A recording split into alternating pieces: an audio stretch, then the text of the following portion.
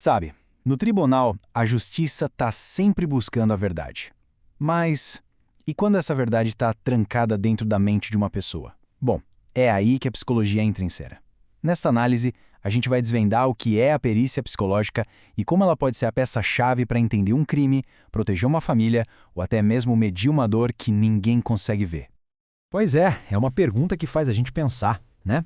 Como é que o estado mental de alguém, as emoções ou a capacidade da pessoa de entender o que está acontecendo pode mudar completamente o resultado de um julgamento? A resposta para essa pergunta mostra o poder e também a enorme responsabilidade da psicologia dentro do sistema de justiça. Bom, para a gente não se perder, olha só o nosso roteiro. Vamos começar entendendo o que é a perícia, depois vamos mergulhar em como ela funciona na área criminal, na de família e na civil. A gente vai ver como o processo acontece na prática e, no final, vamos refletir sobre o impacto de tudo isso. Vamos lá? Então, vamos começar pelo básico, nosso primeiro ponto. O que, afinal de contas, é uma perícia psicológica quando a gente está falando do mundo do direito? Pensa nela como se fosse uma investigação bem profunda da mente. É um trabalho técnico, um diagnóstico psicológico, mas com um foco muito específico, responder perguntas que a justiça tem. O grande objetivo é dar para o juiz informações claras sobre o estado mental, a dinâmica psicológica ou a capacidade de uma pessoa de entender as coisas. E quem é que participa disso tudo? Basicamente, temos três figuras centrais. O perito, que é o psicólogo especialista no assunto, as partes, que são as pessoas envolvidas no processo e que estão sendo avaliadas, e, claro, o juiz. Mas aqui tem um ponto super importante. O juiz pede a avaliação, mas o laudo do psicólogo não é a decisão final. É uma ferramenta, uma opinião técnica. A decisão de concordar ou não com o laudo é sempre do juiz. E olha que interessante sobre como isso funciona aqui no Brasil. Muitas vezes, os psicólogos peritos precisam adaptar ferramentas que são do universo clínico para o contexto da justiça. Isso acontece porque a gente ainda não tem tantos testes e instrumentos criados especificamente para responder às perguntas de um processo legal. É um desafio e exige muita habilidade do profissional para ajustar os métodos.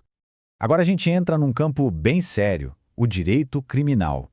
É aqui que a avaliação psicológica pode, literalmente, definir o destino de uma pessoa. Para a gente entender melhor, vamos imaginar a história do Carlos, um homem que foi acusado de cometer um crime. A grande dúvida no caso dele é: ele pode ser responsabilizado pelo que fez? E para responder essa pergunta, a perícia precisa definir se o Carlos é imputável ou inimputável.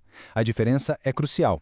Se o Carlos for considerado imputável, quer dizer que na hora do crime ele tinha total capacidade de entender que aquilo era errado. Nesse caso, ele é responsabilizado e recebe uma pena, como a prisão. Agora, se a perícia concluir que por causa de alguma doença mental ele era inimputável, ou seja, incapaz de entender o que estava fazendo, a história muda completamente. Ele não recebe uma pena, mas sim uma medida de segurança, que geralmente é um tratamento. E essa perícia no mundo do crime não acontece só uma vez. Pense em duas fases. A primeira é antes da sentença. É aqui que se decide se o Carlos é imputável ou não. A segunda fase pode acontecer durante o cumprimento da pena. E aí o objetivo é outro. É entender o perfil psicológico da pessoa para ajudar a montar um plano que realmente funcione para a reintegração dela na sociedade. Saindo do criminal, a gente entra num terreno que é igualmente complexo e muito delicado: o direito de família. Aqui, o trabalho da perícia é proteger as pessoas mais vulneráveis em disputas que mexem com emoções muito profundas. Vamos conhecer agora a história do Lucas, um garotinho que está no meio de uma briga pela sua guarda. A perícia nessa área é muito comum em situações de alta tensão emocional, disputas de guarda, suspeitas de maus tratos ou até processos mais drásticos para tirar o poder familiar de um pai ou de uma mãe. Em todos esses casos, o objetivo final é sempre o mesmo: dar ao juiz as informações necessárias para que ele tome a melhor decisão, pensando no bem-estar de todo mundo, principalmente das crianças. Então, voltando para o caso do pequeno Lucas, os pais dele se separaram e não entram num acordo sobre com quem ele vai morar. O juiz, para ajudar na decisão, pede uma perícia psicológica.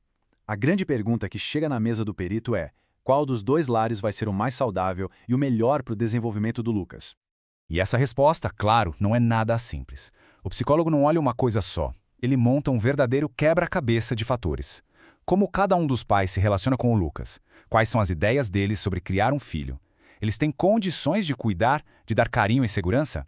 O perito vai além. Ele avalia o suporte de avós, tios e até o ambiente em que a criança vive. É um trabalho que envolve muita conversa com os pais e, o mais importante, com o próprio Lucas, para entender a situação pelos olhos dele também. Ok, agora mudando de área de novo, vamos para o direito civil. Aqui, a psicologia tem um papel fundamental: ajudar a dar visibilidade e até a medir um tipo de dano que a gente não vê a olho nu: o dano psíquico. Estamos falando de feridas que não sangram, mas que podem mudar a vida de uma pessoa para sempre. Para a gente entender isso na prática, vamos conhecer a Ana. Ela sofreu um acidente de carro bem grave que foi causado por outra pessoa. Fisicamente, ela se recuperou, mas desde o acidente, ela tem ataques de pânico, não consegue mais viver como antes. A Ana entra na justiça pedindo uma indenização por esse sofrimento. Mas como provar e medir uma dor invisível? É aí que a perícia entra.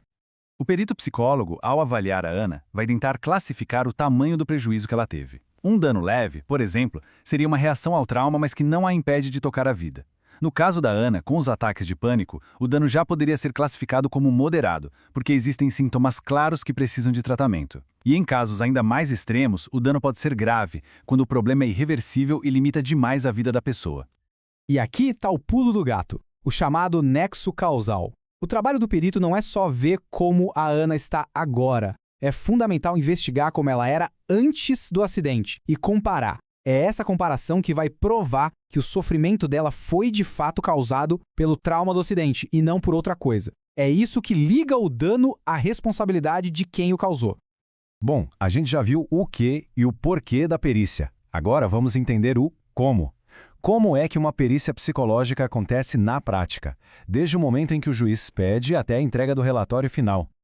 O processo todo é muito metódico, dividido em 3 grandes etapas. Primeiro, a iniciação. O psicólogo recebe o caso, estuda o que precisa ser respondido e define como vai ser o trabalho. Depois vem a coleta de dados, que é o coração da perícia. É aqui que ele faz as entrevistas, aplica testes e usa todas as técnicas para investigar o caso a fundo. E por fim, a construção do laudo. Todo esse material coletado vira um relatório técnico bem claro e objetivo que vai responder às perguntas que a Justiça fez lá no começo. Chegando na nossa reta final, é hora de pensar um pouco sobre o peso e a importância de todo esse trabalho. Afinal, por que a perícia psicológica é tão crucial no sistema de justiça? Essa citação resume tudo de forma brilhante. O dano psicológico limita a capacidade de uma pessoa para o gozo da vida. Ou seja, não é uma coisa abstrata, entende? É algo real, que rouba da pessoa a capacidade de viver plenamente. E o laudo pericial é o que dá voz a esse sofrimento, traduzindo ele para uma linguagem que a justiça pode finalmente entender e usar para agir. E aqui um ponto final que é muito, muito importante. O laudo psicológico, por mais completo que seja, é como uma fotografia de um momento específico na vida da pessoa. Ele dá uma compreensão profunda do estado daquela pessoa naquele período. Não é um rótulo para a vida inteira, nem uma sentença de quem ela vai ser para sempre. As pessoas mudam e o laudo reflete o presente daquela avaliação. E a gente termina com essa reflexão. A perícia psicológica é uma ferramenta poderosíssima que traz mais humanidade e profundidade para as decisões da justiça. Mas ela vem com uma responsabilidade imensa. Ela ajuda a decidir sobre a liberdade de alguém, sobre o futuro de uma criança, sobre a reparação de uma dor. Fica a reflexão sobre esse delicado equilíbrio entre a ciência da psicologia e o poder da lei na hora de definir o futuro de uma vida.